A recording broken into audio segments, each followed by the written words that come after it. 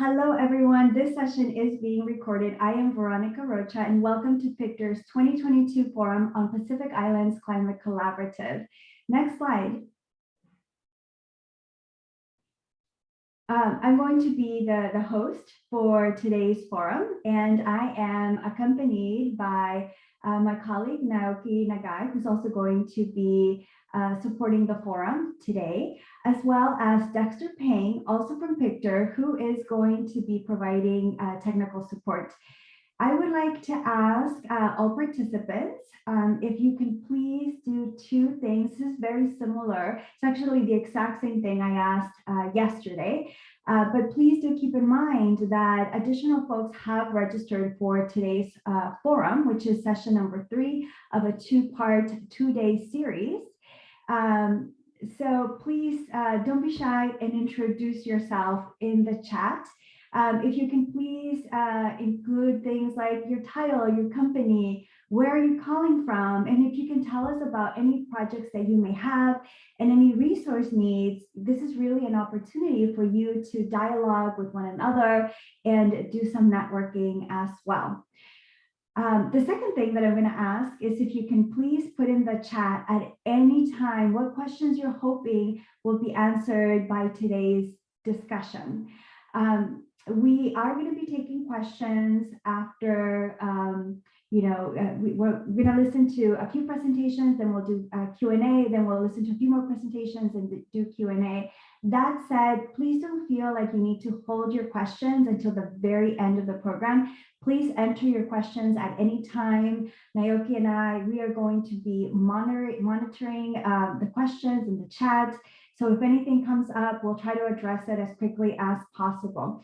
So Naoki, let me turn it over to you since we have a lot to cover today. Thank you, Veronica. So let me first provide some recap from yesterday. Thank you everybody for joining for day 2. And thanks to our sponsors. And just a quick recap of yesterday. We had 2 sessions.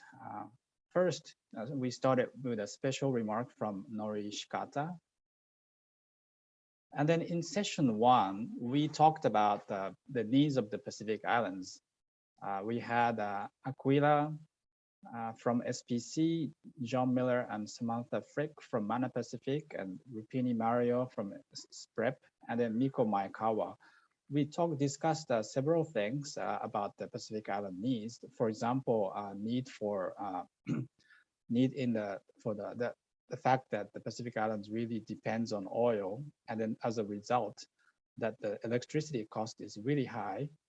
So Aquila mentioned that there will need not only the decarbonization of energy, but also transportation will be kind of future scope that will need more funding and help. And then also they would need more experts and help as well.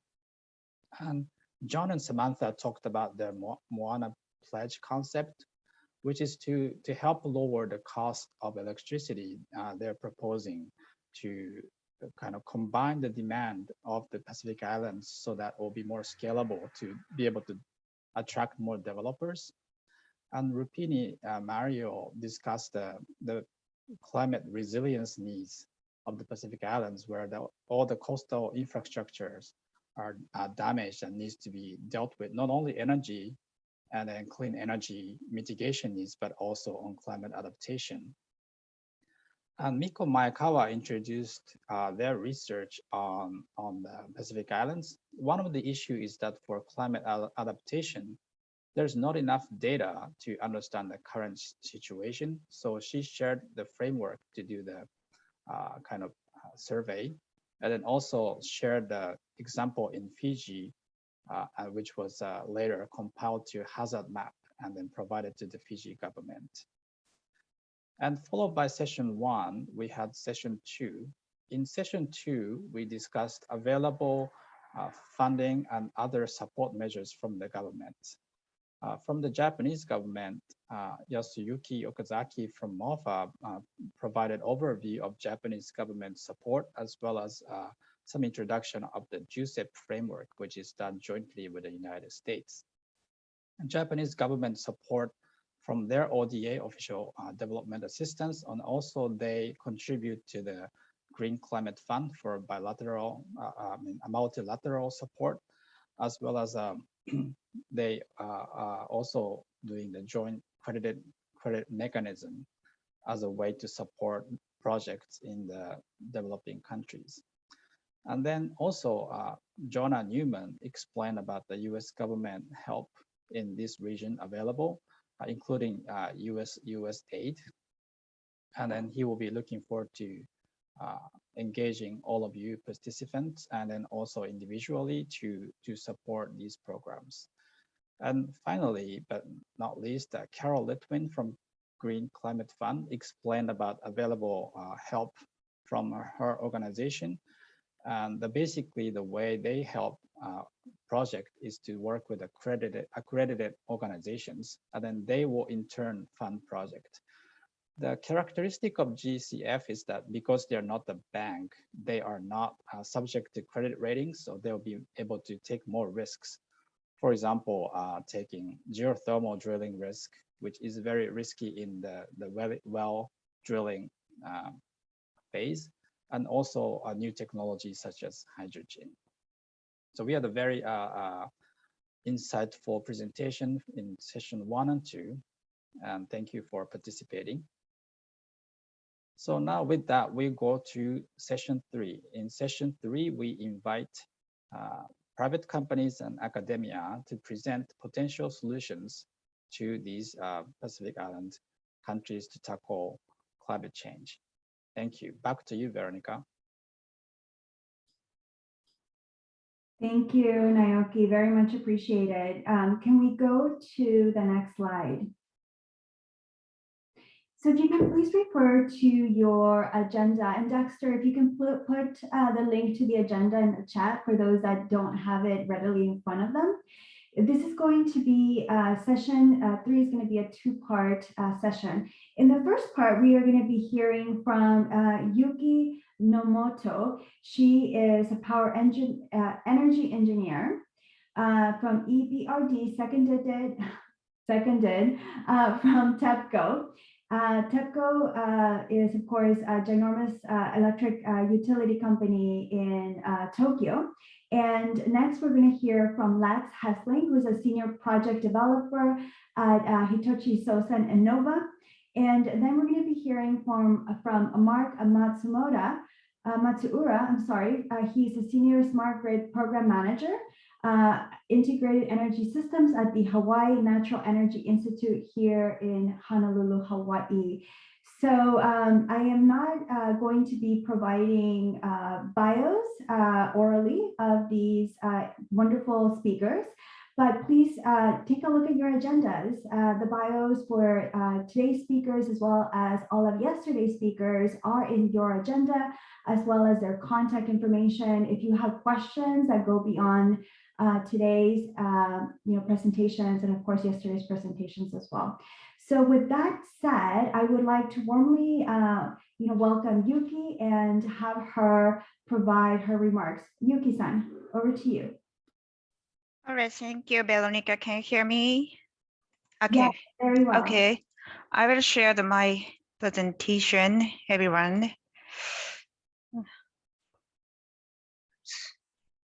Oh, sorry. Can you see my screen? Yes. Okay.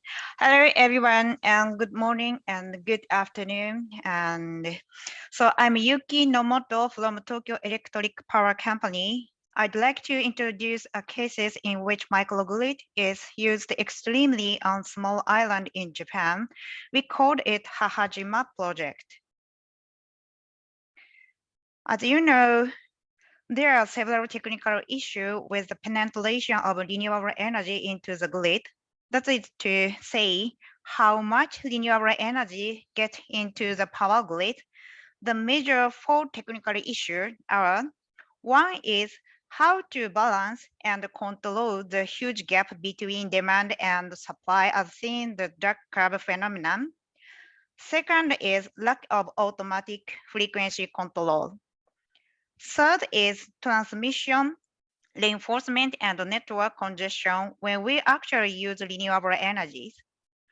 Fourthly, there are several issues related of distribution network and the usage of renewable energy, such as increasing voltage issue, reverse power flow, inertial problem, and the protection and reinforcement of distribution.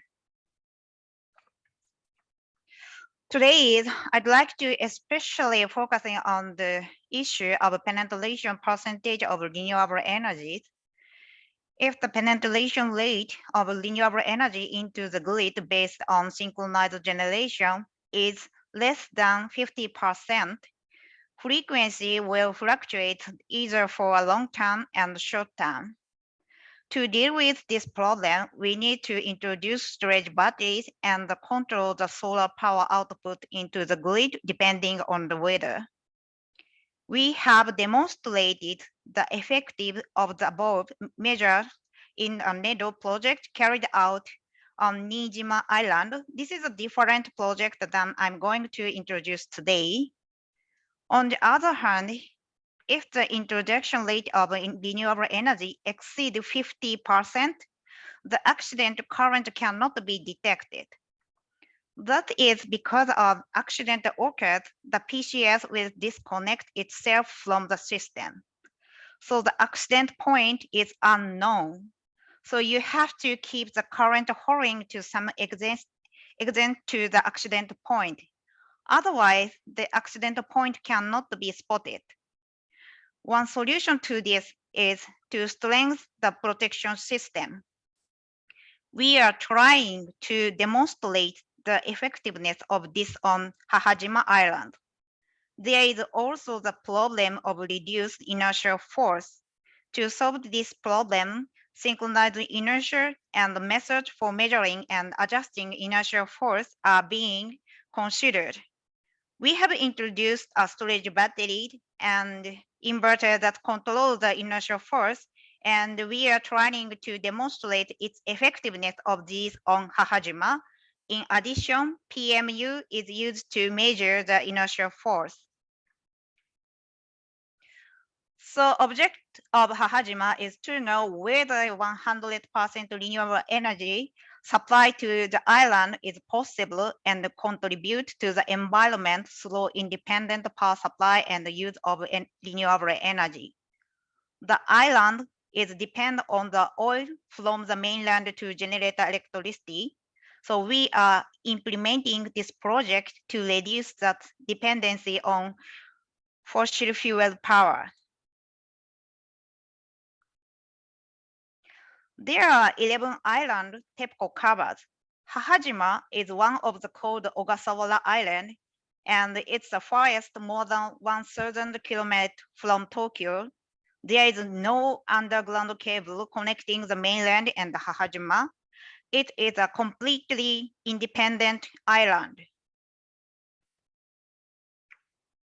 So this is a graph that shows the peak demand and the supply power on Hahajima. This island operates itself using 240 kilowatt with 4 diesel generators. So this is how we operate with 100% renewable energy on Hahajima. Electricity to the grid is supplied using the PV and batteries. During the day, the PV supplies energy to consumers, and the excess power is stored in the batteries.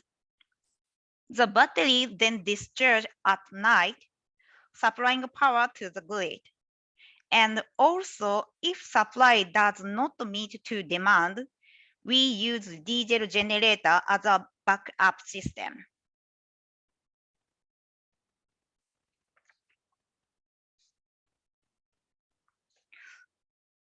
So our goal is to continue 100% operation with renewable energy for half a year, as it is hard to predict the day on which days the PV cannot generate electricity.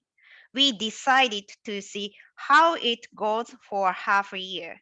So peak demand is 640 kilowatt, but we set the PV maximum 2.4 megawatt, and storage batteries 8 megawatt hour and as well as EMS inside. Hahajima also introduced PCS with inertial force response to demonstrate the challenge of inertial force. In the future, we are considering the usage of EV aggregator with EMS on Hahajima. This is where on the island we install the equipment. They are installed in place on the south side where it is easy to generate a solar power. Actually, Hahajima is designated as a nature reserve, and the place where PV can be placed are quite limited. Therefore, we install the PV in a place where the natural environment can be maintained.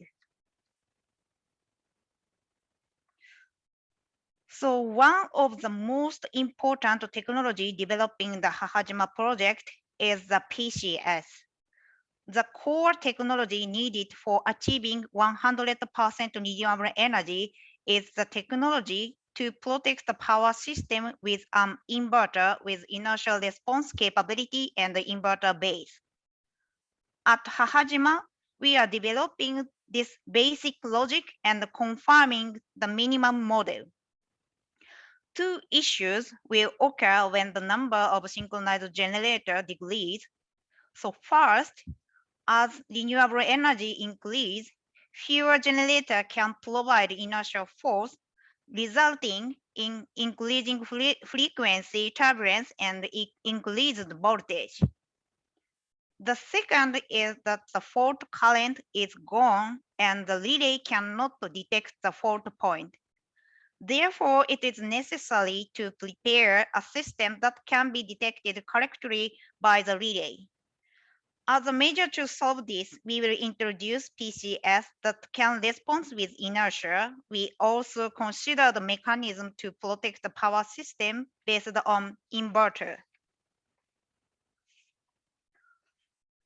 So this is how we simulate the synchronized generator model and implement it in a real-time simulator. As a virtual synchronized generator, the inverter is controlled so that synchronized generator model realize the same input and output amount as the actual machine. As a result, even if frequency fluctuation due to sudden load fluctuation occurred, it can be maintained at the same level as a synchronization generator operation. So please see the graph on the right, the top of case one. So case one is when it is run only with synchronized generator. So middle is case two. Case two is without an inverter and the frequency change, and you can see to rise the frequency. And final case three is where the inverter is introduced in the PCS to the grid. So we could see that the outcome same as case one.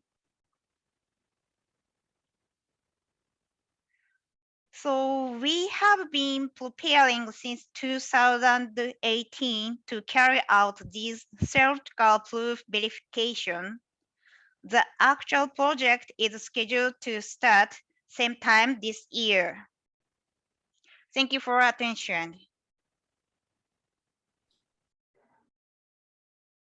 Thank you very much, Yuki-san. That was an excellent presentation of ways to deal with high levels of penetration in islanded environments. Next, I would like to turn it over to Lex Hessling from Hitachi Sosen, who is going to provide us a presentation on novel waste to energy solutions for islands. Lex? Yes, good evening. Thank you so much, Veronica, and thank you, Nagai-san, for this wonderful invitation. I can't say that I've have a deep knowledge of the Pacific Islands, but our solution is really fabulous for island countries, and I'll tell you why. Let me share my screen. I'd like to talk about our company, what we do. And let's see where that is. There we go.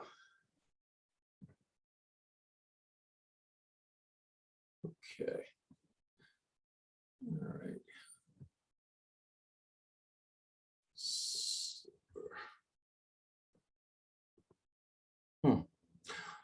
Okay, so if Lex, I think that if you look at the bottom corner where it has a projector, bottom right-hand corner where it has a projector next to the slide bar,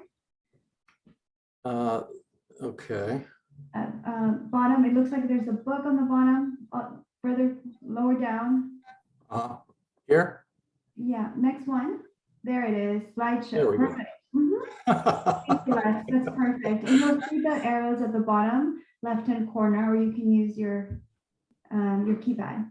Okay, super. Thank you so much. So very excited to be here and tell you what we do. We have kind of a unique solution for, I believe, for islands. We're definitely involved with numerous island countries.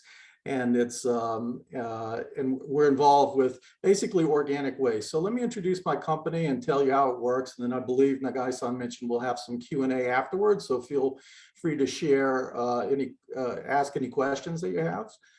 So my company is Hitachi Zosen Innova, where our headquarters is in Japan.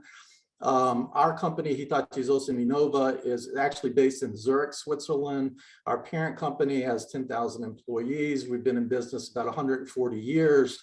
We built about 600 plants around the world. We do two things: energy from waste and anaerobic digestion, which produces renewable gas. In the US, we're very active in California. I'm coming to you from New York tonight. And I spend about half my time on the East Coast and about half my time on the West Coast.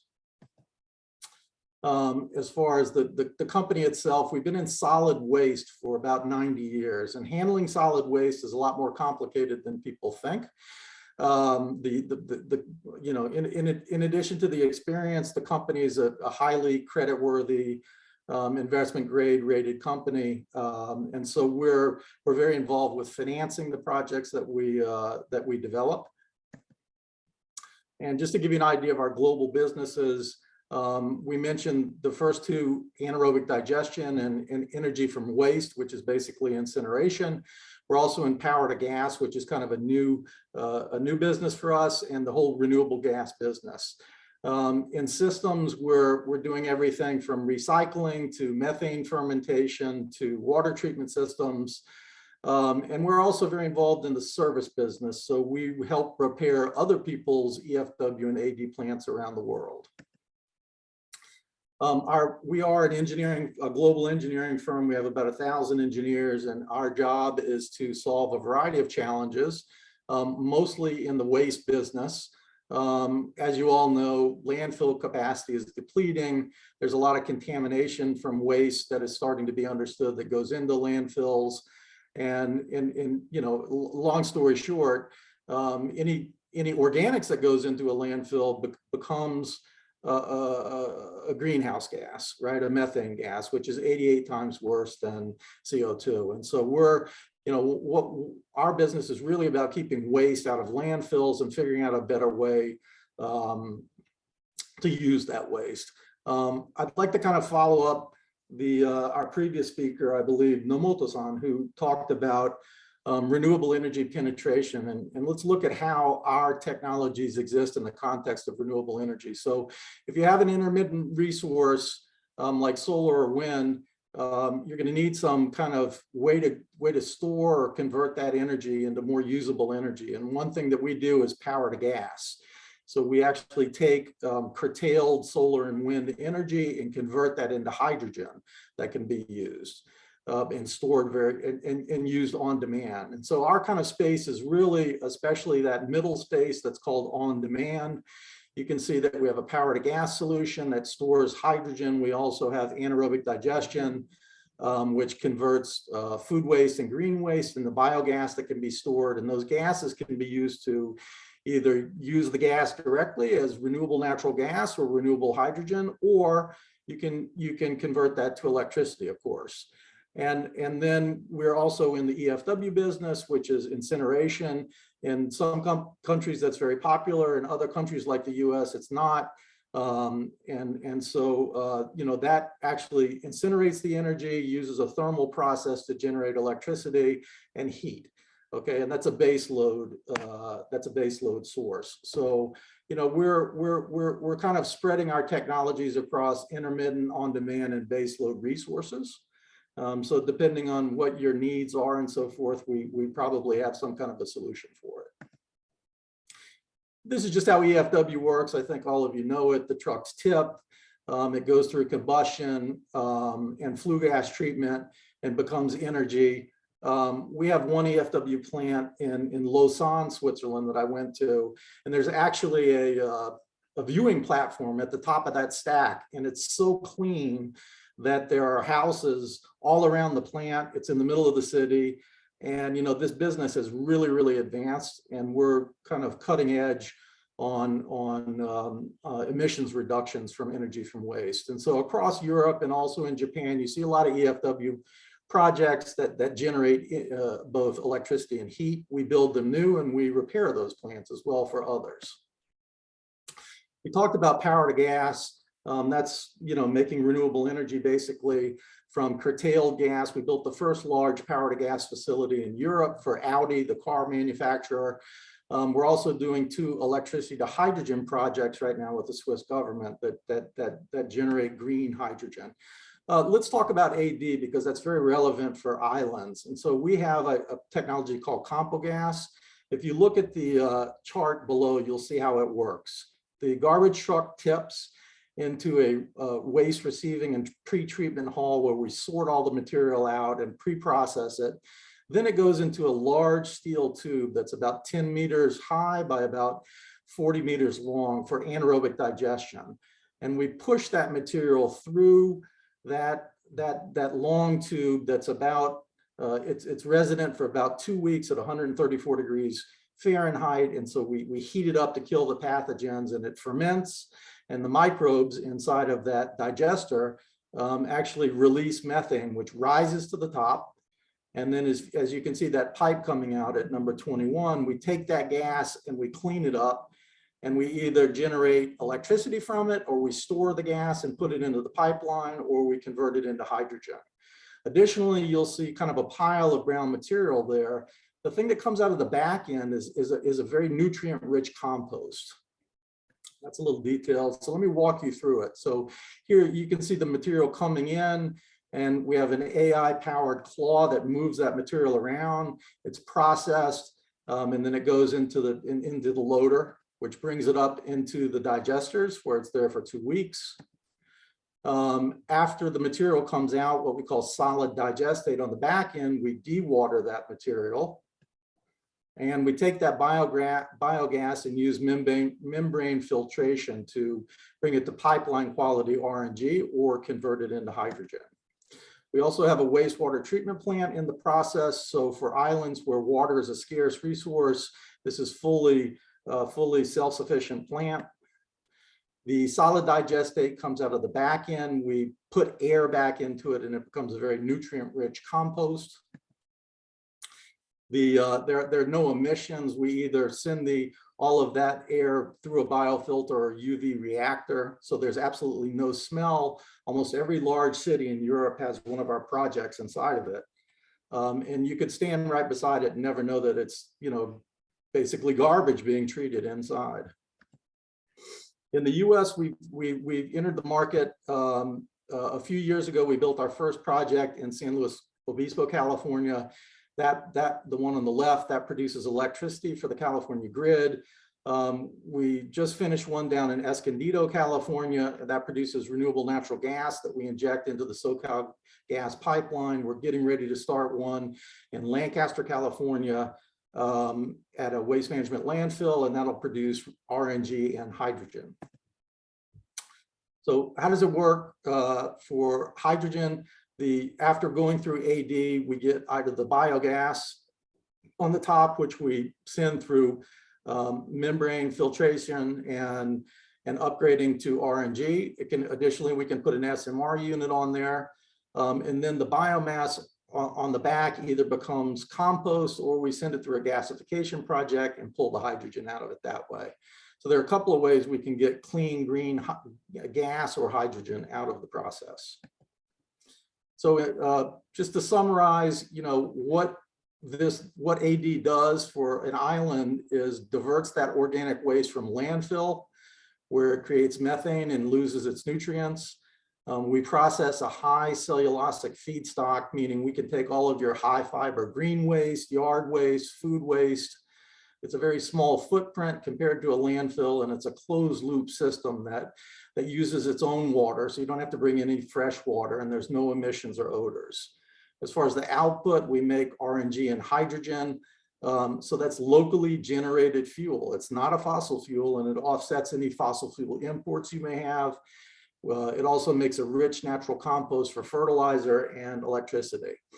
And for those of you who are interested in getting into this, into looking at this as a solution, these are very attractive projects to debt and equity in the ESG markets. There's a lot of financing available through us, through export credit agencies and government subsidies, and we will design, build, and operate the plant over the long term. I'll mention to you that it's in California. We're working with the city of Lancaster. They're the first hydrogen city in the US. We developed a hydrogen master plan for them. We also started a program called Smart Sister Cities that brings together cities that are committed to green energy and hydrogen, and paired together Lancaster with another hydrogen town in Japan called Namie town in Fukushima. And so that's a smart sister city relationship. And at the end of this, I'll leave my email. If any of you have cities that are interested in joining our Smart Sister City program, we'd love to. It's taken off. It's really advancing the tier 2 and tier 3 cities around the world. The mayors are getting a lot of traction as they convert their towns to hydrogen, and that's about it. I'm thrilled to speak with you. Happy to answer any questions. Here's my email below. Please take it down. I'm happy to send you a copy of this presentation. Thank you so much for the opportunity. Lex, thank you so much for your excellent presentation. It's really great to see, the breadth of technologies and capabilities that Hitachi Zosen has to offer. Next, I would like to turn it over to Mark Matsuura from HNEI, who is going to be talking about innovations in end-to-end renewable energy solutions for islands. So, Mark.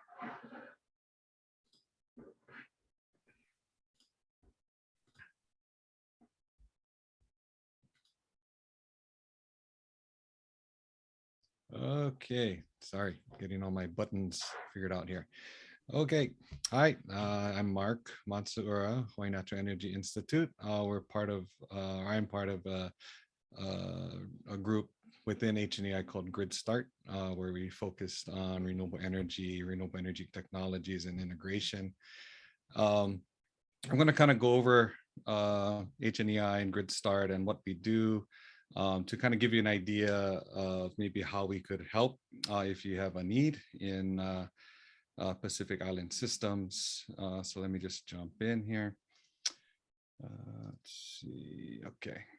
So yeah, in Hawaii, we're blessed with an abundance of natural resources, and that's good because we have a mandate here to get to 100% renewable. So at the Institute, we have people that are focused on many of these areas. We have a wave energy test site off Kaneohe Marine Base. We have a faculty member that's focused on biofuels, biomass, doing biomass resource assessments. For myself and Grid Start team, a lot of our focus is on solar and wind. That's kind of the predominant resource being added to grid systems today. So we have a lot of experience there. We have, myself and other colleagues that have worked for Hawaiian Electric for many years, working on integrating these wind and solar systems onto our island grids here. And so on. We have energy efficiency people that look into that.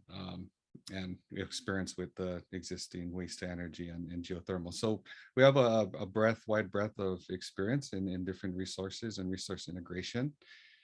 Um, in Hawaii, we kind of call it end-to-end transition because, um, while we were at Hawaiian Electric, several of us in the 2008 timeframe, I kind of started with the policies end of things. So there was a big effort between the state and federal and utility to get alignment on policies to ensure all stakeholders' needs and were met to enable them to reach for these goals, up to 100% now.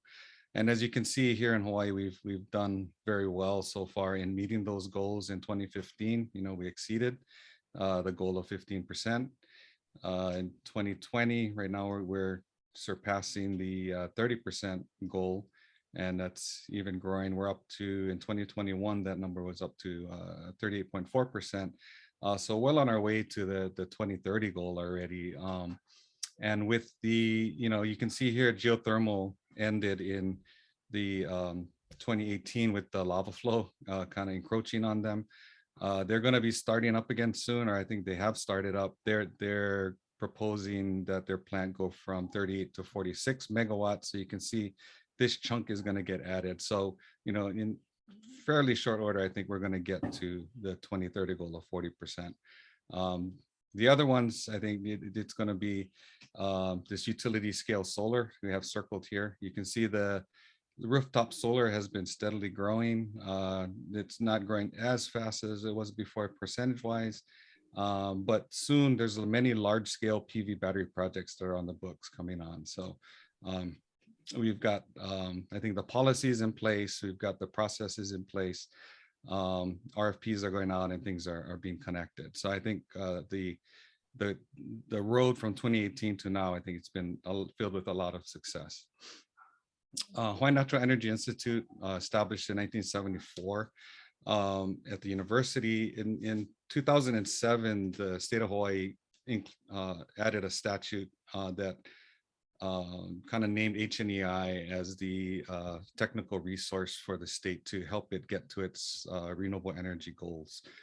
So within our organization, we have Grid Start, which I'll talk more about a little later. We have people that are focused on policy and innovation to enable transitions like we had.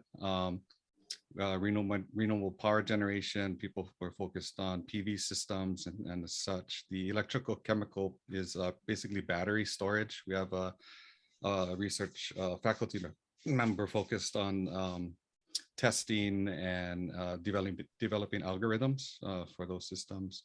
Energy efficiency, alternate fuels. We have hydrogen fuel cell test facilities, and we're doing some research on the electric vehicles and bidirectional charging. So again, yeah, kind of core functions, policy, research, testing, evaluation, kind of analysis. Workforce development, recently we've been doing a lot of capacity building type of efforts for island systems and in Asia. So Grid Start, our kind of subgroup within HNEI, really focused on advancing new technologies and policies for the development of renewable energy on power systems in general.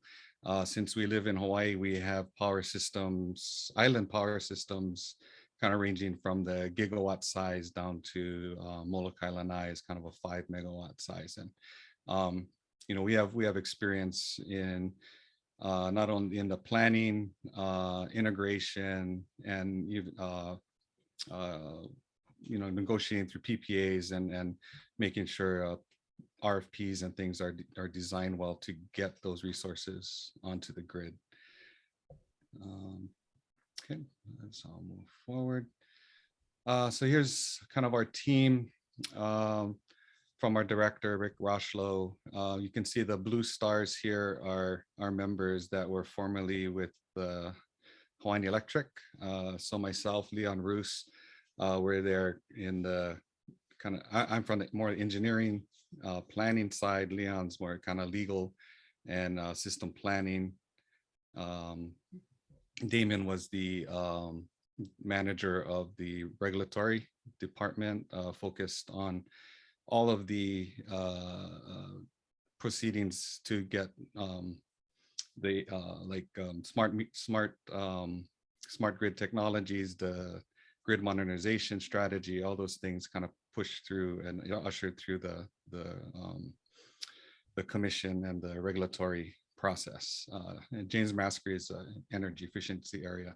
So one good thing is we have a lot of people here with actual industry experience, but we also have people down here that are more on the academic side. So PhDs and people that have a lot of horsepower in analysis and research in specific areas of renewable energy integration, such as forecasting and other things. So I think we have a good mix of industry people and academic people. So kind of to give you an example of the work that we've done, here's kind of a list of the projects that we've done in the Asia Pacific region and also in Hawaii here. So one good thing before I dive into that is we do have funding. We get funding from the state of Hawaii through barrel tax.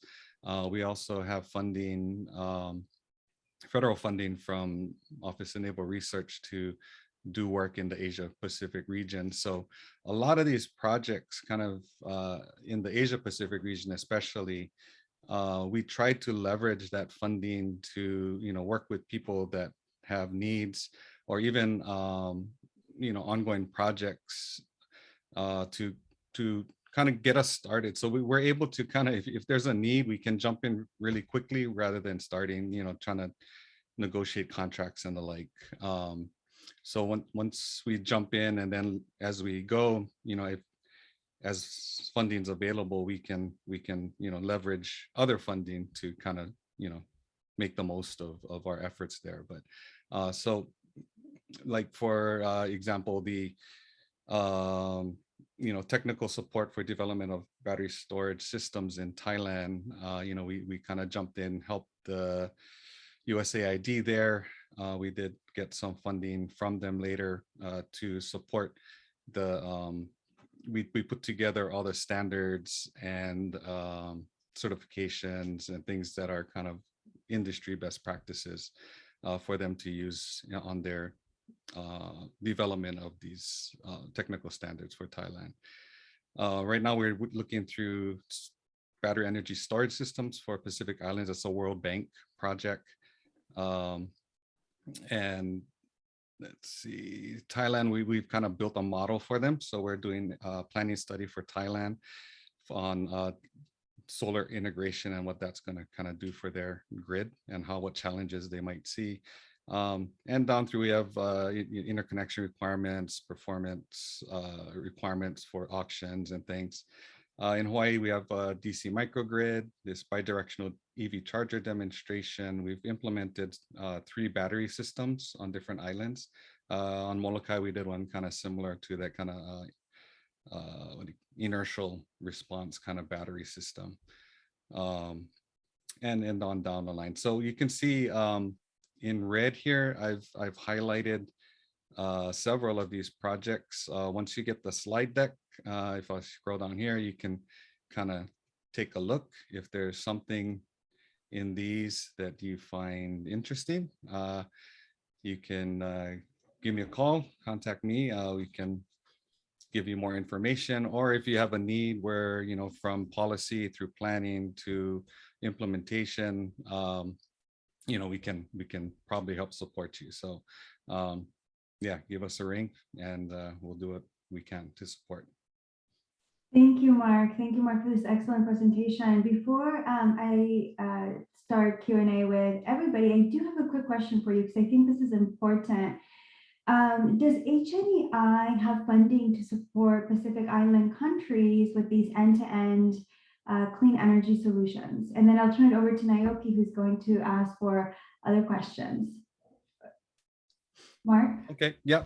So like I said, we do have some existing funding. It's certainly not unlimited, but it does allow us to kind of help jump in quickly and help where we can. So yeah, I think the answer is yes.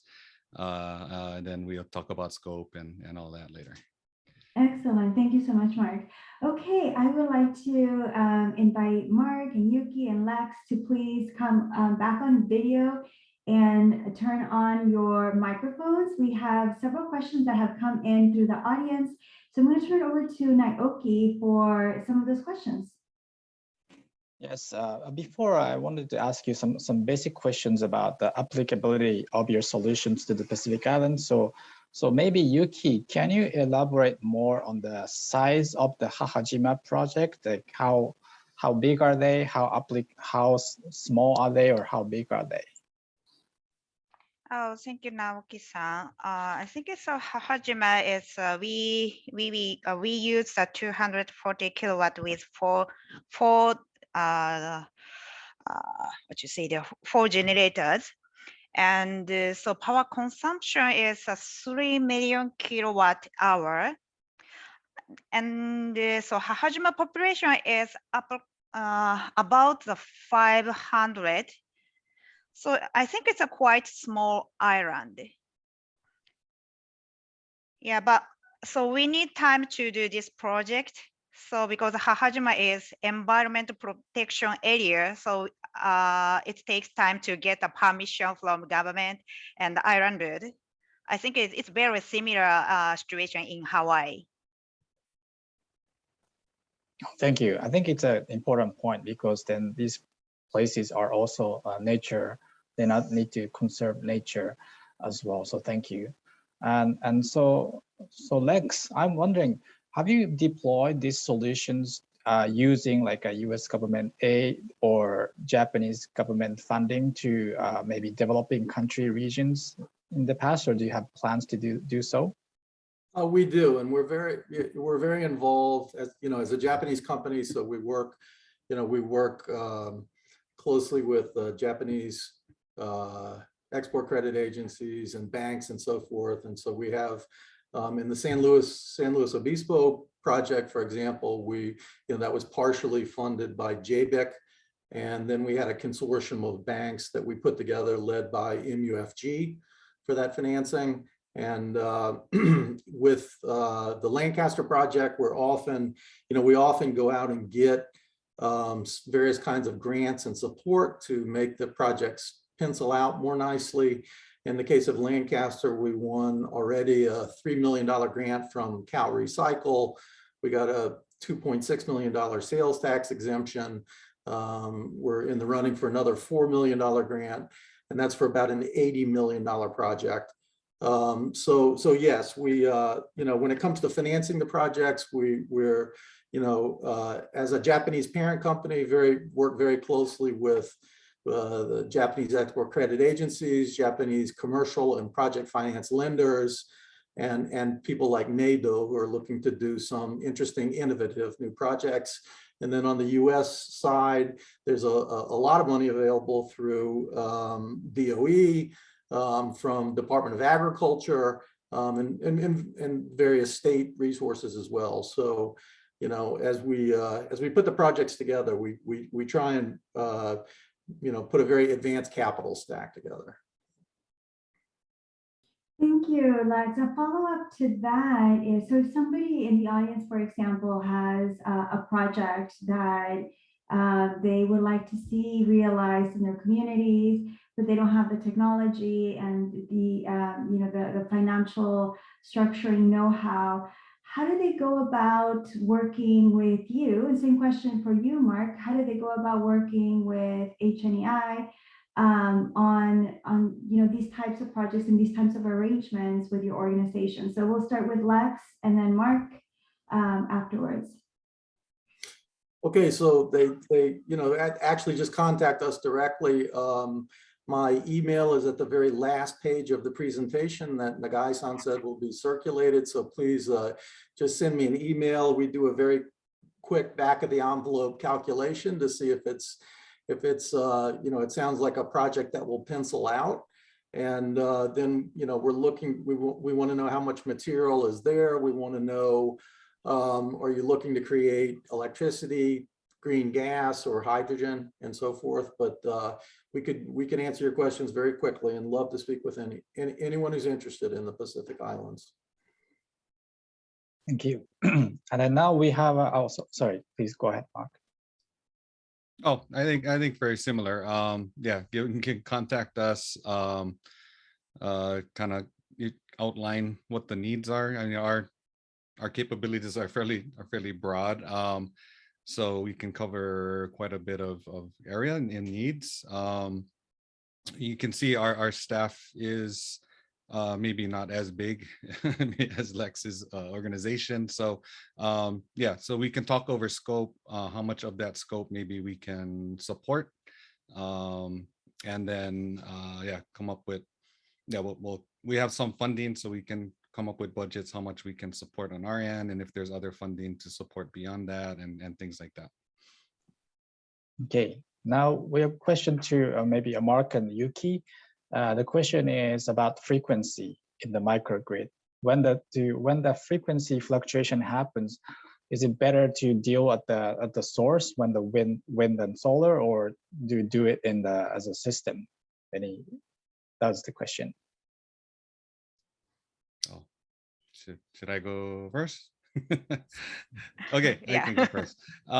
Yeah, so that's a good question. I think that's something that's a lessons learned that we've come from Hawaii. Initially, when we had larger wind plants coming on to the grid, we were trying to put in ramp rate limits and things like that. So the projects would have to put in batteries and limit the ramp, which trying to forecast what your plant is going to ramp and how often is not easy. I think Hawaii did kind of the same strategy at first, but they found, or we both found, that when you do that, though, that puts a lot more stress on the battery, because it is looking at one resource. And you also need more battery, you need batteries at each plant. So if you can deal with the fluctuations in a system as a whole, your battery is taxed much less, because you're dealing with the average, what the system frequency is kind of the average of the fluctuations of all the plants and all the load all put together. So when you're dealing with averages, you're not dealing with as much fluctuation. For small systems like maybe the TEPCO project, though, I mean, it's so small that maybe it's not too much different. But for bigger island grids, dealing with system frequency is more effective than trying to do ramp rates on individual projects around the system. Yeah, I think also I all agree to the Mark's and opinion, and also it depends on the control status or control situation on the distribution equipment. For example, loop type like a Japanese style, or Hawaii and the US style is a larger type. So I think we will verify whether central management is good or not in the future. So I'll verify and judge from now on in this stage. Oh, thank you, Mark and Yuki. And maybe a last question for now. We have a question from Papua New Guinea. So they have a really high energy demand, especially electricity is high. What are the conditions for Papua New Guinea government to partner with company, for example, like Hitachi or HNEI to do project there? What are like the conditions or requirements to work with the government, such as Papua New Guinea? Mark, would you like to go first? No, you can go ahead. No, go ahead. Okay, I'll go ahead. Well, we can work with several ways. I think we can certainly support again with some of our funding fairly quickly. I think the next thing would be contracting, and I think as a university we've contracted with entities in Philippines and Indonesia and other areas. So I think international work is fine with us. Actually, right now we're partnered with RTI doing work on a USAID project in Papua New Guinea. so we're there. I mean, we're getting familiar with the systems and actually already doing work there. So yeah, we can talk and see how much of what the need that's being asked for now, how much does that dovetail with existing programs that are already funded and in place to do that kind of support. Mhm. Mhm. Okay, so for us, the most important thing is need or demand. We need a project that makes sense.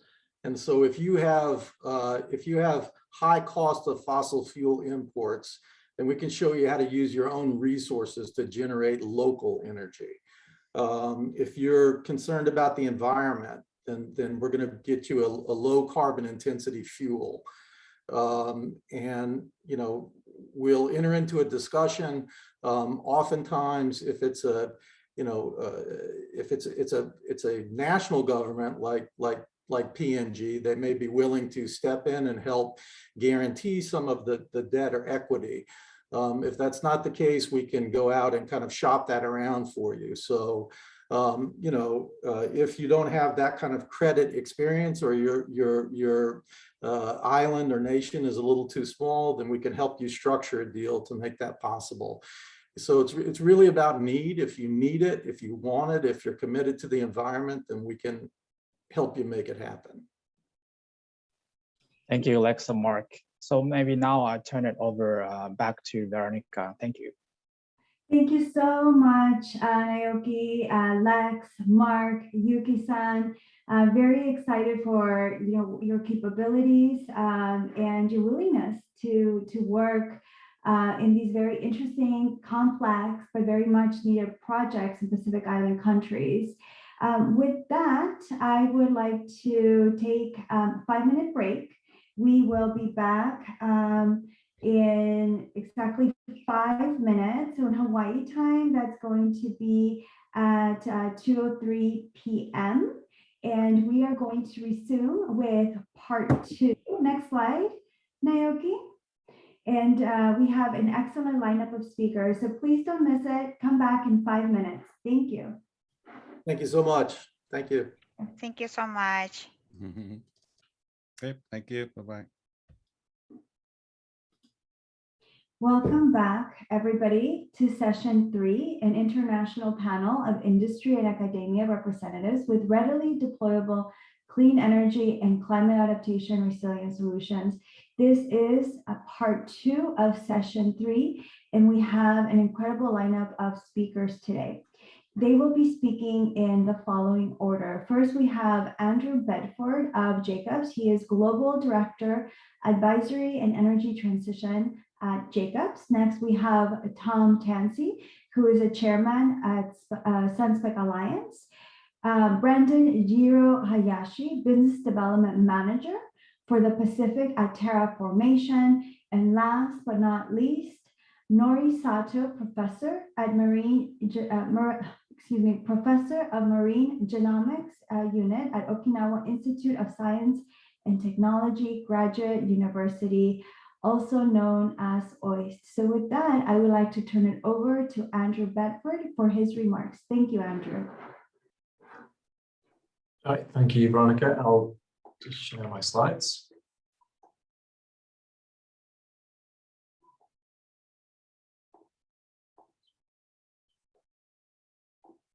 Okay, so today I'm going to talk about a couple of case studies, projects that Jacobs has worked on.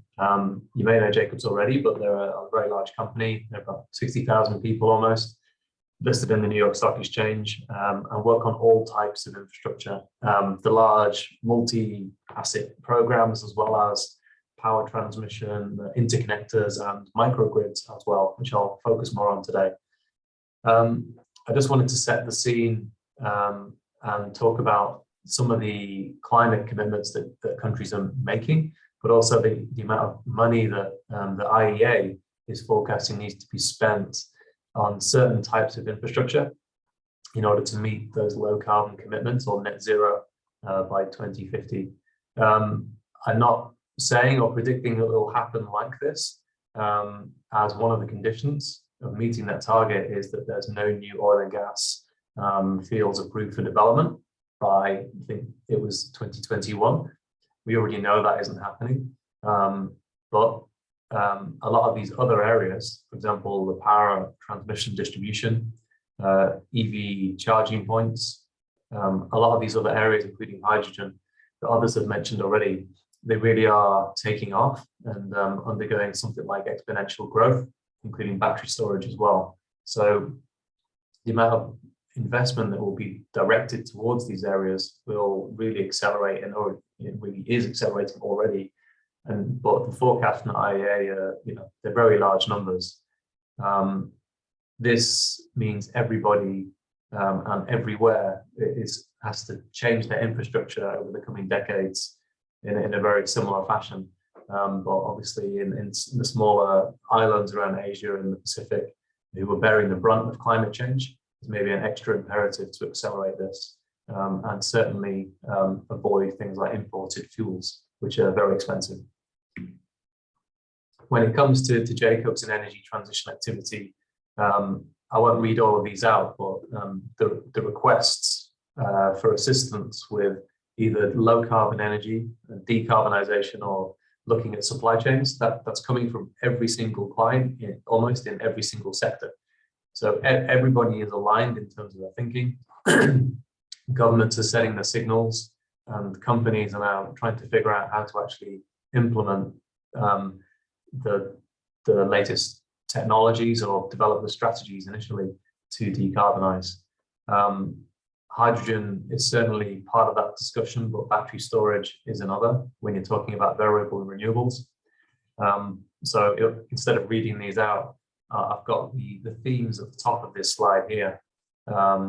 So you can really distill all of those energy transition themes on the last slide into renewables and the falling costs of those, which are really a large driver of the energy transition. People are now thinking about how do they convert coal power or gas power plants to hydrogen or ammonia as well, if they've got blue or green ammonia. There's waste and biomass, as I think Hitachi just mentioned. People are considering a number of technologies. There's digestion, there's gasification and pyrolysis. Seems to be gaining traction and a lot of investment and interest right now. And then the next challenge is really around transmission and how do you move the energy from the place you produce it to the place you consume it on the right side. And it is quite challenging. The economics are always tricky, balancing the various pathways for moving the energy. Domestically produced energy is certainly beneficial in many ways, and also has a large social value component. You can create jobs and employment back home. But it isn't always that simple. In island states, there are these challenges here. That's not all of the challenges, but it's just a summary of the key ones in my view. Is the energy available when you need it? And often with variable renewables, as we know, you have that duck curve, or have a peak of supply in the middle of the day. And it's very hard at an economic cost to provide firm energy continuously, unless you really scale up your battery storage. But the battery storage can become very expensive if you scale it up too large. So really you have to, there's a balance there whilst battery technology improves and the energy density of the batteries improves. Is it resilient? Can it withstand supply chain disruptions or major weather events is a common one. And also there's a major government or regulatory role in this as well. So how do you incentivize its development? Because it's often very expensive to kickstart an industry across all of these areas. But once it's up and running, the costs continue to fall. Europe's had a lot of success with that and has been sort of fine-tuning the way they develop new industries based on the past renewables experience, and now doing the same for hydrogen. And then for the central part, how do you provide firm carbon-free energy over time, and how do you reduce the costs? And on the right side, it's really looking at the demand. So efficiency and using the latest technologies that are on the market today can give you great efficiencies and reductions in energy demand. And just being smarter around the way you do that is the opportunity there. I'll go to the next slide, but just before I do, there's the themes at the bottom. I'm sure there's more, but in most places Jacobs is working, I'd say there's a theme for, and a real drive for electrification, and of every type of asset. It's data centers, it's campuses, it's vehicles in particular, and transport. People looking to connect up various locations with new transmission capacity. It really is the most efficient way forward if you have that option, but often in a small island, you don't have the option, or not to provide full supply. This covers a number of those topics I just touched on, but really the key to this is the controller in the middle. So we've moved and really are moving away from, I would describe it as dumb generation, a dumb grid that just pipes electrons from one place to another, and then the demand on one end. We're very quickly moving towards a much smarter system where all of these parts are integrated and reactive and a lot more dynamic. Demand response is certainly one of the main ways you can control the demand to match it up with the supply. When there's excess or peaks or not enough, you can ask certain pieces of equipment like pumps and compressors to scale down their activity. The other question that regularly comes up is around security that I haven't really highlighted on this, but some people tend to think that as you have a more distributed grid, it becomes less secure because there's more points of access or interaction. It's not necessarily the case. You just need to use the best and the most appropriate standards.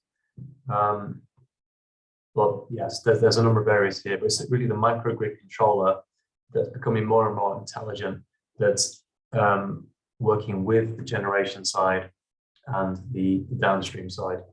So I'll switch on to the next slide quickly.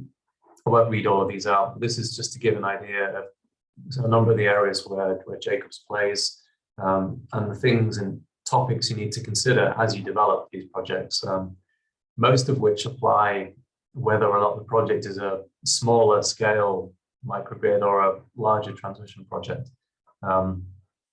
Myself, I'm often on the consulting and advisory side, coming up with the concepts, helping develop strategies with a team of SMEs across a number of areas, trying to figure out how to get the right type of funding or grants. And then we have a large team of engineers who obviously specifying the equipment or program managing assets, and doing the design, obviously, and making more accurate cost estimates. The digital aspect is becoming increasingly important, and optimizing existing assets or looking at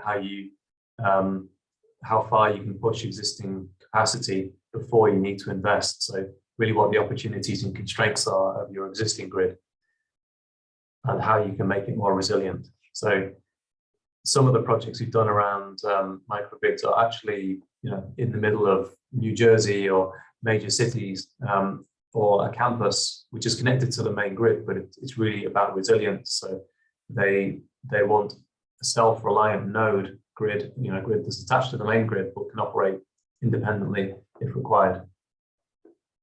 So one of the two case studies I've got is Lord Howe Island in the South Pacific, not far from Australia. The funding for this project came from the Australian Renewable Energy Agency and the New South Wales government.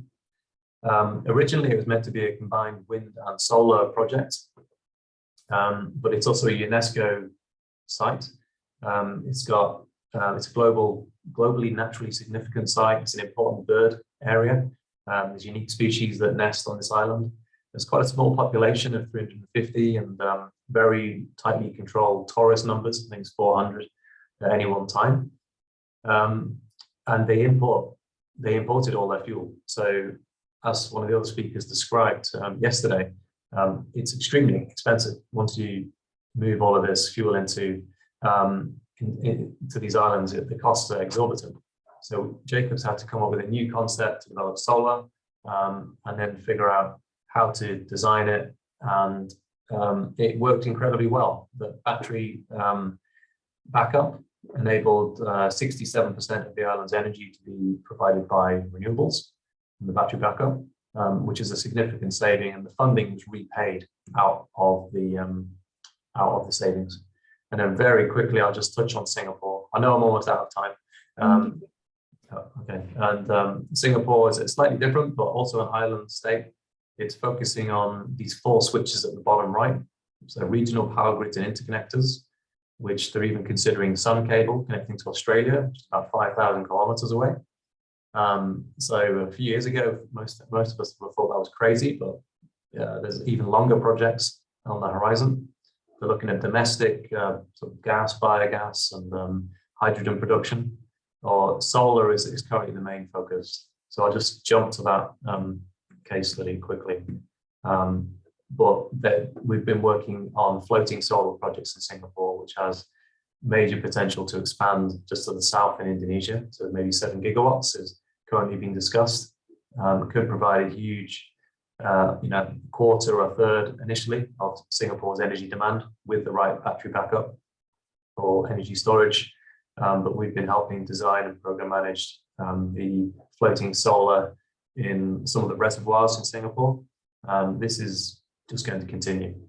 We're seeing multiple interconnected projects, and people realize that direct electrification and connection is best, most efficient. The other option they're really considering is hydrogen. So I'll just end on this one, but the hydrogen supply chain is really ramping up. You can see a number of major projects. There's probably over 1,000 projects announced now, and this is in its nascent phase. But I can imagine as some of the major export locations are in this part of the world, they could also lead into the Pacific to displace fossil fuels. And it really has a different risk profile to fossil fuels, as we're seeing right now. In Northwest Europe, for example, green hydrogen is cheaper than grey and brown hydrogen produced from traditional fossil fuels, much earlier than people expected, but due to unique, you could call it a black swan event, but the geopolitical situation. But there you go. Thank you for your time, and I'm out of time, so I'll end it there. Thank you, Andrew. Thank you for the great presentation. I am now going to turn it over to Tom Tansey to talk to us about standards for interoperability of distributed energy. Tom. Great. Thank you so much, Veronica. And aloha to all of our friends in the Pacific Islands. My name is Tom Tansey, and I am the chairman of the SunSpec Alliance. And I would like to introduce you to our work at the Alliance. And so without further ado, let's get going. SunSpec has been in business for about 13 years now. We were set up as an alliance of distributed energy leaders to develop standards. And the particular standards that we're working on have to do with data communication and interoperability of solar inverters and batteries and other elements that go into a distributed energy system. So some of our other speakers have spoken about scalability, and we too are quite interested in scalability. And scalability goes 2 directions. It goes to bigger and bigger systems, and it goes to smaller and smaller systems. And we address both directions of that scalability. So you can get your energy system perfectly aligned to what your needs are. Today we have about 150, 160 members, depending upon what happened this week. These are manufacturers and implementers of distributed energy systems. These implementers and manufacturers are spread equally across North America, Europe, and Asia.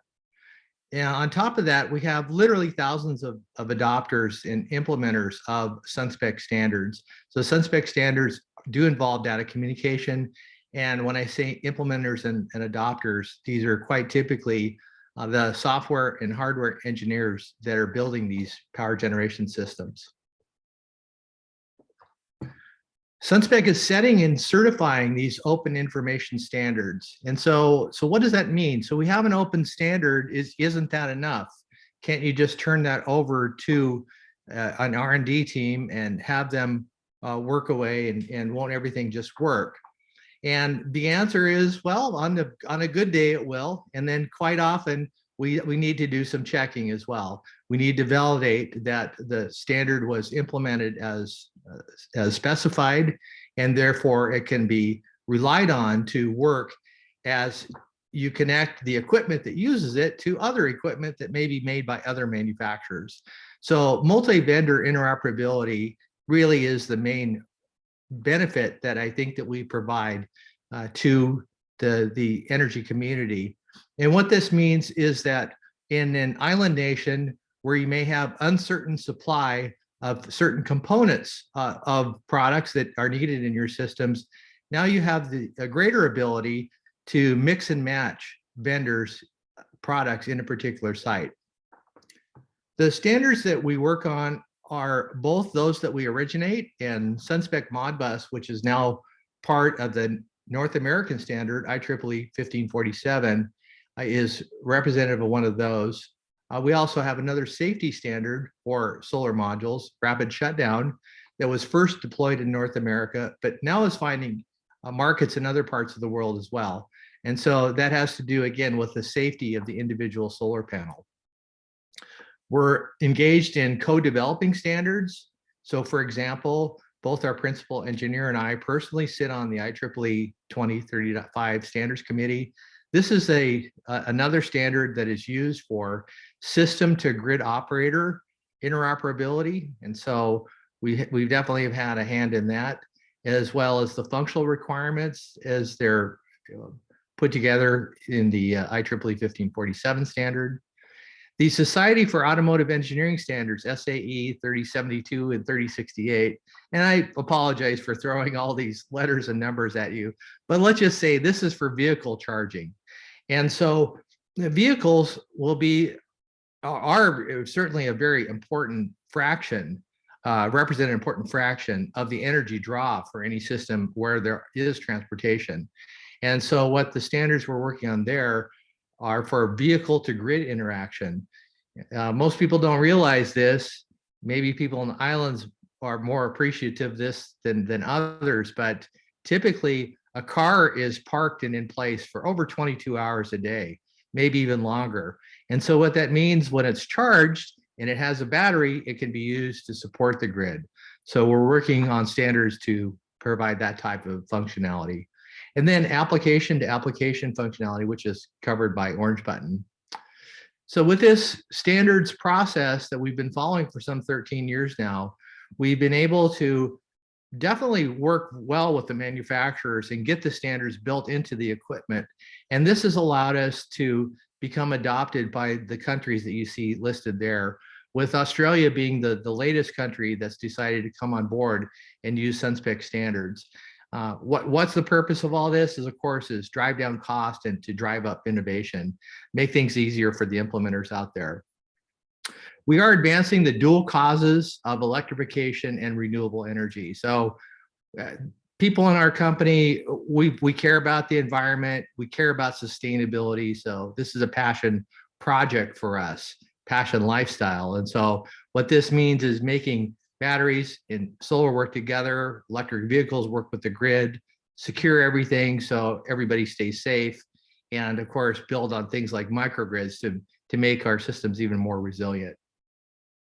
I alluded to this before, but Sunspec standards, and in fact, all standards operate on a very simple principle, is if we can find a common way of interacting with the products around us, and if these products are interchangeable with one another, two things occur. One is the cost and the complexity and the risk of execution for a given project go down dramatically. And at the same time, because we have a standard platform to build from, the value that you can derive from these solutions and the innovation and therefore the performance that you can get out of these products and solutions goes up. So this has been proven again and again across many industrial sectors, from the basic electricity system.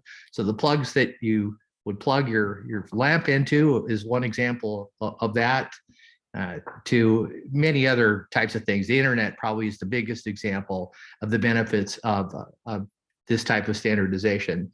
And we're following the same path here. In terms of the Sunspec standards development process, in our first now 13 years, we went through the initial phase of testing out our concepts in California and Hawaii.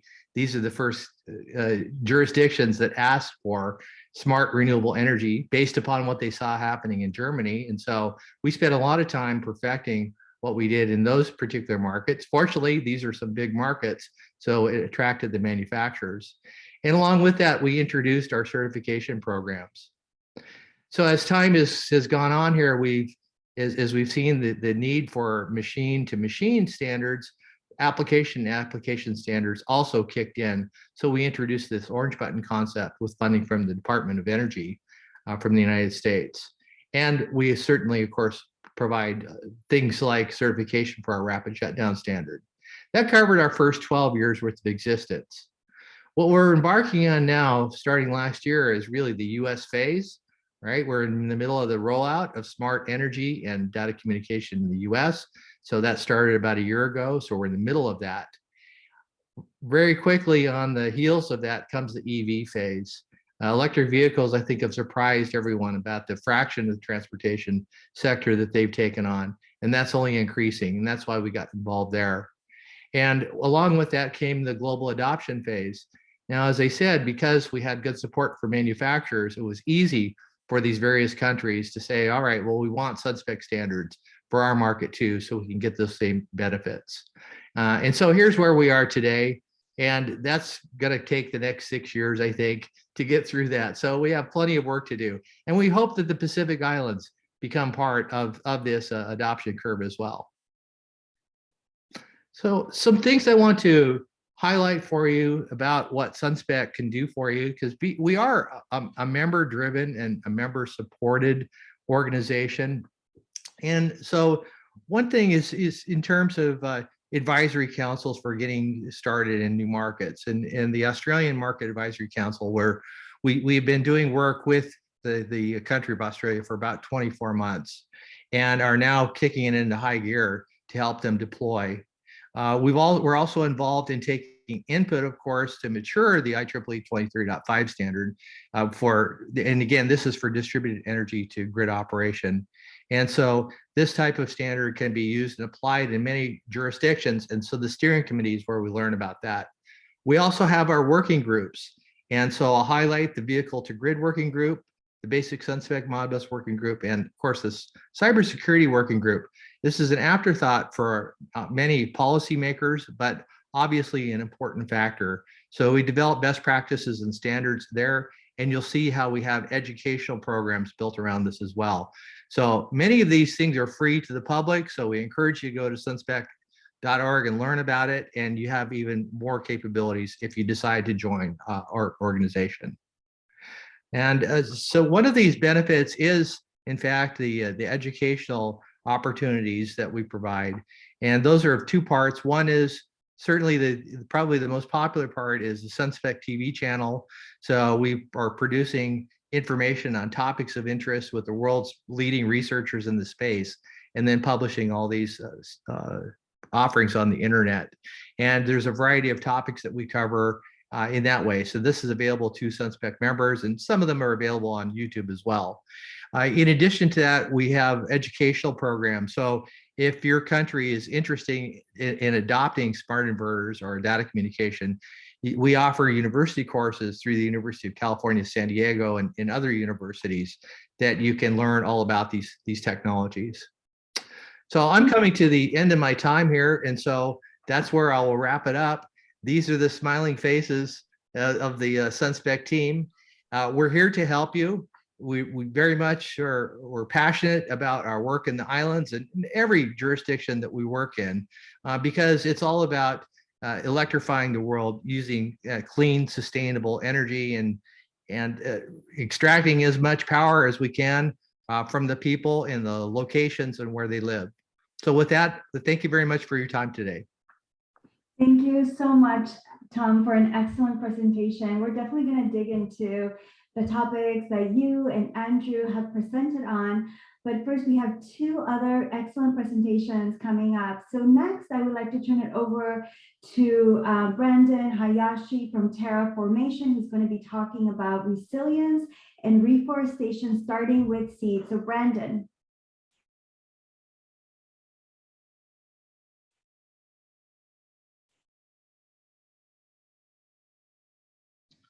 All right. Can you folks see my screen okay? It's coming up, not yet. Well, while it comes up, I just wanted to say good morning to those of you west of the international date line, many of the Pacifica. Aloha mai kako, good afternoon and good evening to those in Hawaii and all others on the eastern side of the date line. My name is Brandon Jiro Hayashi. I've the pleasure of working at Terraformation as the business development manager and have the kuleana, the responsibility and privilege for Pacifica. Before I get into Terraformation's why, how, and what, I'd like to briefly share a bit about how we, the world, and the important role that nature-based solutions like reforestation play and what this means for Pacific Islands. With the backdrop of the Ko'olau Mountains and the near shore island of Mokuli'i, this area you see before you is close to where I grew up on Oahu. I'm the fourth generation in my family to call Hawaii home and was born and raised in Kaneohe. I've also lived on several slightly larger islands, namely Kyushu and Honshu in Japan, Te Ika a Maui, the North Island of Aotearoa, New Zealand, and England in the United Kingdom. Prior to joining Terraformation, I spent the last 15 years doing clean energy project development. So I'm glad to see all the good things continue to happen in the clean energy space relevant to Pacifica. Keep going and doing the great work that you guys are doing. 1.5 to stay alive. In Barbados, Prime Minister Mia Mottley's opening remarks at the General Assembly at last year's Conference of Parties 26, she noted that for small island developing states, this isn't just some catchy slogan that rhymes. Rather, it is a powerful statement that is derived from global scientific consensus. And importantly, it is also a fact of life for those of us who live on the front lines on islands. And to us at Terraformation, this is also a truism. Our global headquarters is in Waimea, Hawaii Island, and we've chosen to work with forests, nature's most powerful carbon dioxide capture and sequestration technology, to draw down the legacy emissions that complement all the good work being done by many of you on this webinar to decarbonize our built environment, utilities, and transportation industries. We often say reforestation because it is a word many folks understand, but ultimately, what we're seeking to do is much more than just put trees in the ground. We aspire to rehabilitate entire ecosystems. Our studied view of the landscape facing global native ecosystem restoration has identified 4 main bottlenecks that need to be solved for in order to unlock the true potential of what humble native trees can do at scale and speed with respect to our climate crisis. And today, I'm going to touch just briefly upon each of these 4. It just so happens that this past Monday was the 10th Day of Forests, and with many things with life, timing matters. Reforestation is starting to be seen and understood by the majority of the world's governments, private sector, and civil society as an important and necessary arrow in the global quiver of climate crisis solutions. This awakening to nature-based solutions comes at a critical time because deforestation has increased at record levels in the past several decades and continues to be an ongoing challenge. Last year's report by the World Resources Institute found that nearly 1/3, 18,000 of the 30,000 known tree species, 60,000 known tree species are at risk of becoming extinct. And with all that is at risk, we also have even more data confirming that when reforestation is done properly, it not only draws down significant levels of carbon dioxide emissions, it also provides us with important ecosystem services such as drinking water, medicine, food, and that little, important element called oxygen. Not to mention it bolsters relationships with local indigenous communities, minimizes risk for both fire and floods, creates jobs, provides sustainably sourced wood products, and so much more. In short, native trees play a large role across Pacifica in bolstering island resilience. And our reforestation work complements a lot of what many of you on this call already do with respect to clean energy. Your carbon reduction plus our carbon removal makes for a very powerful climate equation. What you see here is a simplified version of the restoration cycle. Starting in the upper left hand with seed collection and going clockwise, these are the 5 essential steps to growing native forests. And we take a first principles approach to restoration. And that is to say, in order to have biodiverse forests around the world, we first must have proper quantities of the right types of seeds. We have multitudes, as was spoken about at national and international conventions. We have national and subnational tree planting mandates, but what we don't have is enough of the right seeds.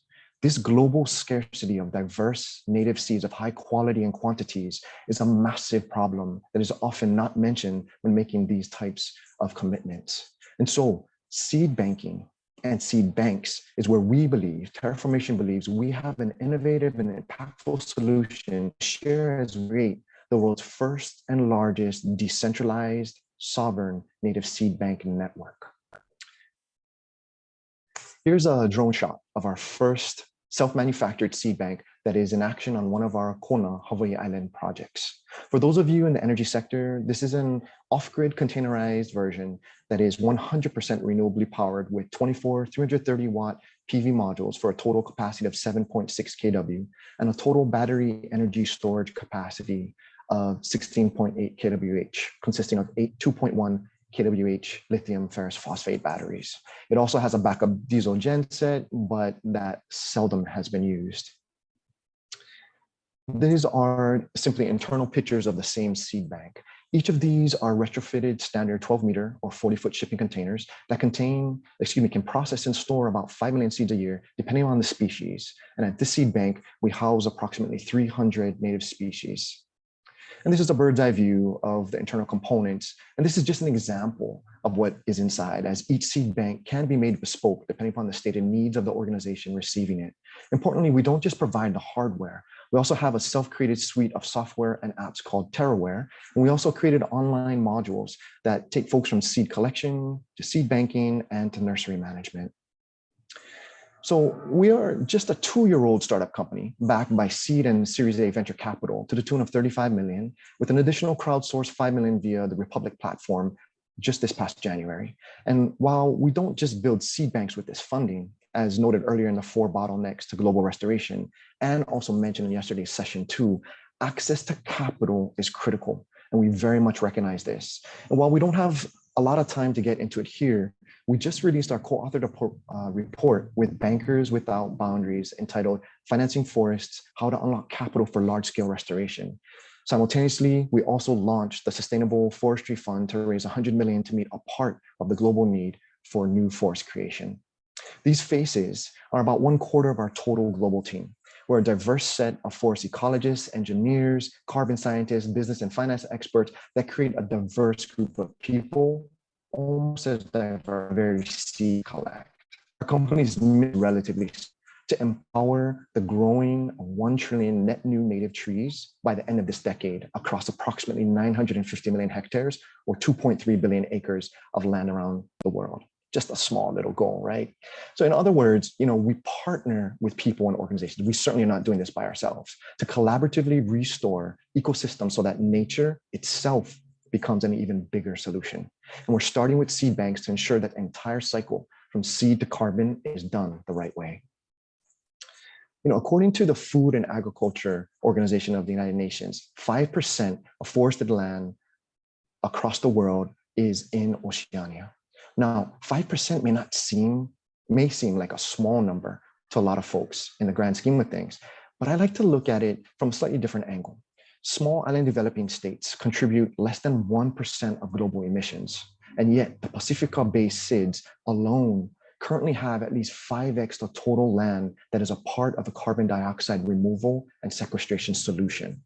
Yesterday, Rupeni Mario at SPREP gave examples of adaptation and nature-based solutions happening in Tonga, and also noted in the Q&A session that Pacifica needs finance expertise and, importantly, action.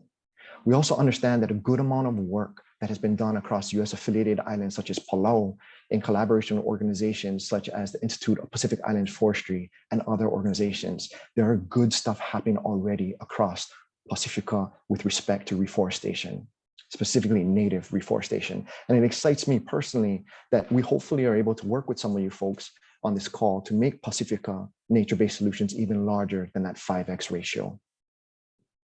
Now, this is basically just to reiterate to folks that not unlike energy, forestry at the end of the day is about ecosystem, and ecosystem restoration is about people. It comes down to people and has always been about people. We created the problem, and thus we also need to be a part of the solution, work with nature to the greatest extent possible. And so with that, just wanted to say mahalo nui loa, 誠にありがとうございます。And thank you very much. Thank you, Brandon, for an excellent presentation. Next, I would like to turn it over to Nori Sato, who is going to be talking to us about a very important and interesting topic also in the natural environment, which has to do with eDNA barcoding and application for future coral reef preservation. I would like to turn it over now to Nori-san. Thank you very much. Yeah. Can you see the pictures? Not yet. Yes. No, the screen is black on our end. Wait. Sorry.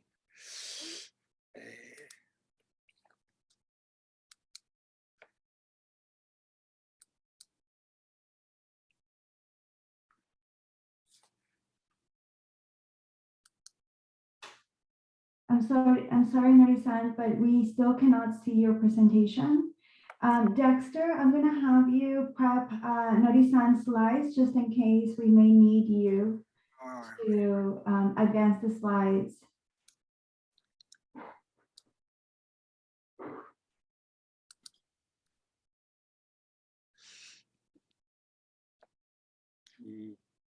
Come on. Wow.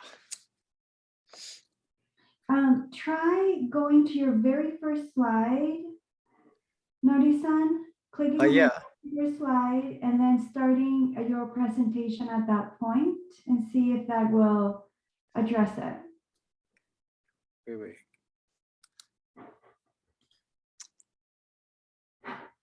Dexter, do you have the slides available? Sorry. Hold on.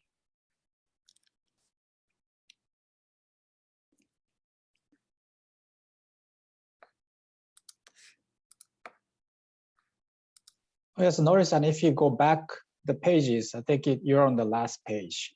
Can you go Yeah. scroll So, up? Maybe yeah, press go up. first one. Yeah. Yes, please.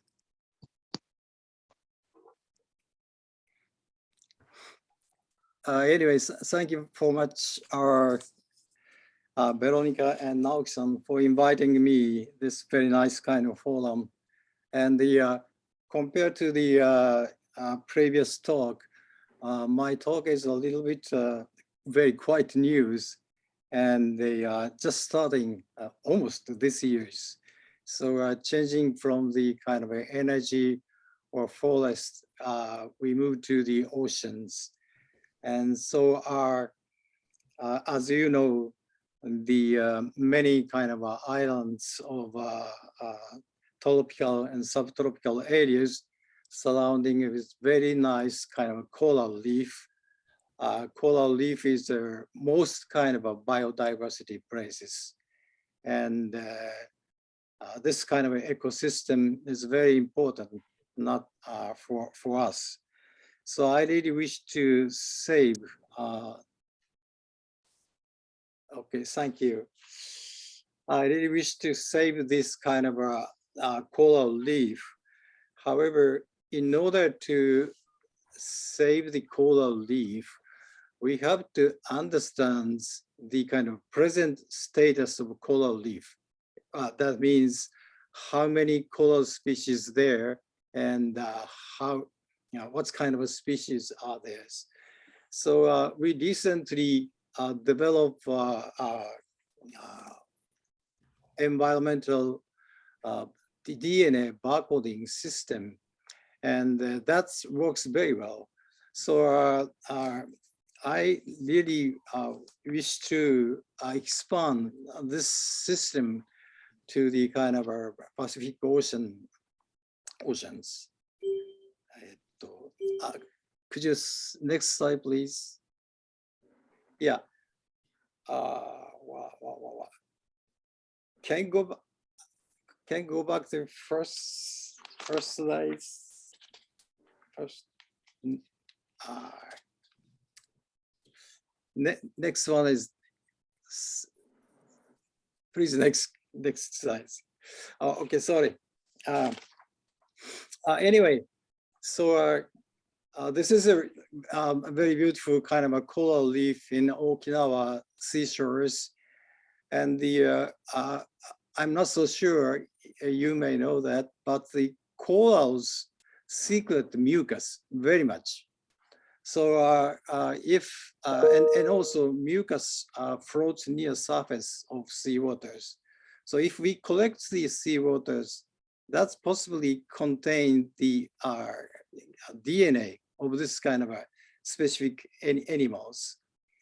So then we collect the seawaters and extract the DNA and amplify somehow to DNA and sequenced. We may identify this coral is, for example, Acropora. This coral is Polycyphera or something. Next slide, please. So it's a kind of a collaboration of my units and also University of Tokyo peoples. And previously we carried out aquarium level experiment using conventional primers and found that the eDNA method applicable just only Acropora. Acropora is very beautiful kind of one of the corals. However, our question or our challenge is that we would like to develop primers that cover most kind of a genera of leaf-building corals, not only Acropora. And we did some aquarium level experiment. However, question is that we can do this kind of environmental DNA at the natural seashores. Next slide, please. So we developed primers of, it's a little bit professional, but anyway, there is so far, we have information about the DNA sequencing of 36 genera of mitochondrial DNA. And we checked every point, and then we found that the shown by red arrows about 500 base pairs. If we amplify these regions and compare to the kind of a DNA sequencing, we identify which species of this DNA. Next slide, please.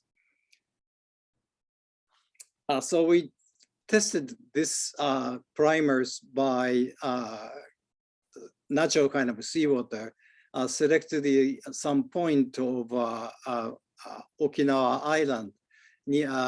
Our OISD is located close to the seashores of Onna village, and there are many kind of very beautiful coral reefs. So as you can see in the B, primers can amplify the DNA. Then we sequence. Next slide, please. So in case of 12S mitochondrial DNA, we can identify about 26 genera of stony corals. That means this primer can amplify the coral specific DNA. So next slide, please. This is just one examples of the experiment. As you can see, the dark blue background is the most kind of abundant species. That is Acropora is dominant here. And next one is Polyspora and also some other species like Montipera and Galaxia we can find from kind of environmental DNA. Next slide, please. So it's very, this is kind of some summary of a method. We collect the seawater from surface seawater. It's about the 2 liter or 1 liter is enough. And the isolated DNA and amplified DNA and the library preparation sequenced, and by computers, we identify which color is there. Next slide, please. Then, in collaboration with two kind of divers, they are kind of a specialist over corals. So this is a kind of a sea, what to say, natural sea experiment. And the coral leaf depth is 5 to 15 meter in depth.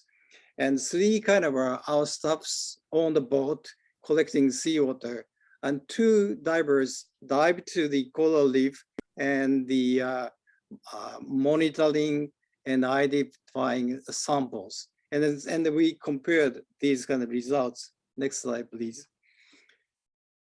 So our divers say that the dominant species are Chloropolar, and next species are Politis. And we collected eDNA and analyzed later. So there are in this kind of a coral reef, 22% are Chloropolar, 16% are Politis, and 10% of Montipera. That is the results by divers, results of eDNA very similar. That means this method is very, promising. Next slide. So, yeah. So right now, we are challenging two kind of things. One is the, as you know, the divers dive to the seawaters, usually 10, 20 or 25 is a kind of a limit. So that it's very difficult to find out the corals in the depths more than 25 or 30, 40 or 50 meters. And this is some called phototropic areas. And in collaboration with NTT Docomo, they have a very nice undersea water robot. And so undersea seawater robot collects the approximately 500 milliliter seawaters. So in collaboration with the Docomo, and we right now are testing eDNA method can apply very deep kind of a seawater sea, which still have some coral reef. And another kind of one more kind of approach challenge is that as I said, the coral secret DNAs mucus. If the coral are some kind of a stress under stress condition, such as seawater temperature rise, if coral secret more mucus than usual, we can detect the quantity of DNA, change of quantity of DNA. If eDNA method can detect this change, we can somehow to know the real bleaching just a few weeks, 2 or 3 weeks before the real bleaching. And so we somehow may prepare against the bleaching. So next slide. I'm sorry to interrupt. Thank you, Nori. May I please ask you to wrap up? Okay. So we just doing some kind of workshop in near futures for biologists in Pacific Ocean. Thank you very much.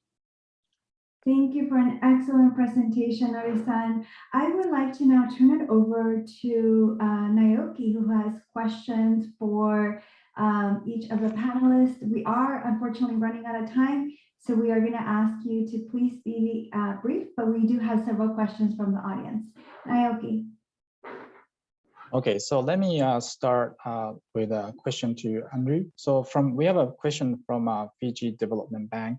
The floating solar is of interest, and would you advise, like, what would be the key aspect to consider before embarking on introducing floating solar, that explained from a Singapore case?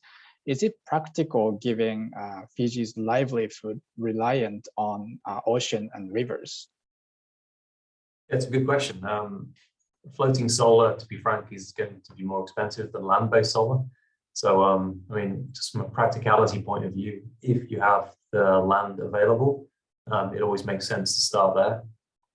If it's floating solar, it's generally easiest and lowest cost, like Singapore has done, to put it on the reservoirs. It helps prevent evaporation of the water, keeps it cool, and it keeps the solar panels cooler as well if it's on the water, so you get an efficiency boost, which can be a few percent. The other factor for reservoirs is they don't really have waves. I mean, that could be far less than a meter, could be centimeters. Whereas if you have ocean-going solar, it's relatively new technology. There's maybe 7 different groups out there, but only 1 or 2 of them can deal with major wave conditions. One of them has just survived a North Sea 130 miles an hour with storm event with no issues. So the technology is maturing, but if you have hurricanes or typhoons, you need the more robust, resilient kit, and it needs to be relatively close to shore for to keep the power costs down for the interconnection. Thank you, Andrew. This is interesting. So let's follow up on that after the forum. And then now I have a question for Tom. For the standards, is it a good idea to start for Pacific Island countries to consider these standards before they have, for example, EV charger adoption or microgrid or having more renewable connections? I would say yes. And the reason why is that standardization is just now starting to happen in the renewable energy industry. So it's been building for some time, but you're seeing these standardized technologies come to market right now. So in the next 24 months, certainly, you're going to see a wide array of different products come in. With regard to EV charging, the time frame maybe is a little bit longer than that, 24 to 36 months. But in order to prepare your grid, now is the right time to start planning. Thank you, Tom. So next I have a question to Brandon. So how does seed banking, does that have any implication to workforce development in the Pacific Island countries? Absolutely. When we talk about seed, it's generally what I was talking about in my presentation is for restoration purposes, ultimately for conservation and the potential of revenue coming in from carbon sequestration credits. But there are absolutely ways to use the seed bank for agricultural seed as well too. So there are many ways in which jobs can be created directly from the seed banks themselves, as well as from the seeds and how they're used in the marketplace or for planting purposes. Thank you. And then I have a last question to Nori. So how does your eDNA barcoding contribute to survivability of the coral around the world, in the Pacific and the world, given the climate change's impact on the seawater warming and then for the changing acidity level?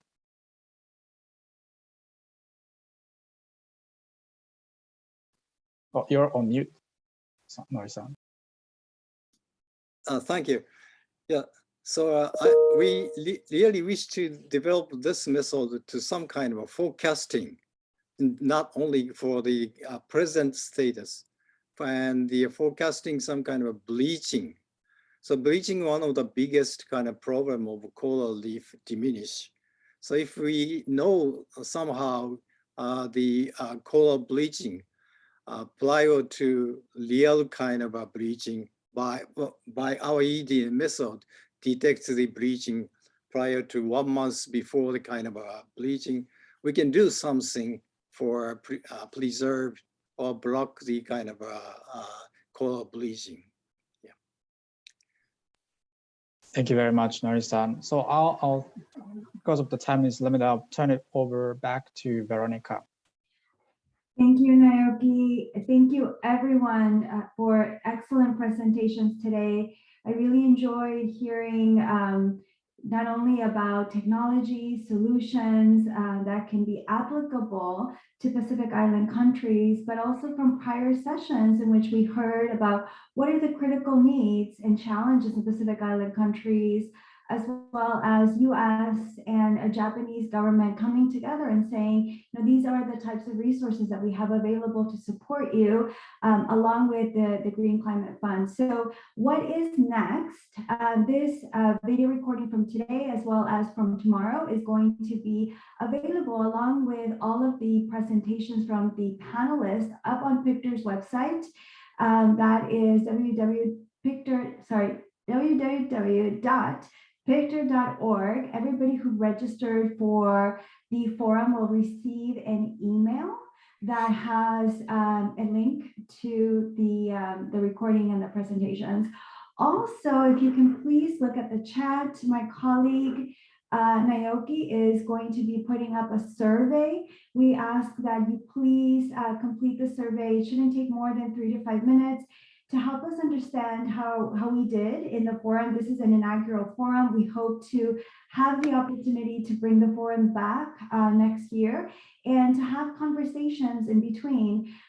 So if there is anything that PICHTR can do to support your efforts in Pacific Island countries, please do reach out to us. Our contact information is in the agenda, and you should also have our email. So with that, I want to say thank you once again to all of the presenters from today, as well from yesterday, and the PICHTR team, including Naoki Nagai, Dexter Pang, and Dennis Teranishi. Thank you so much, and we will be in touch with you. We wish you a beautiful day. Until next time, thank you. Bye.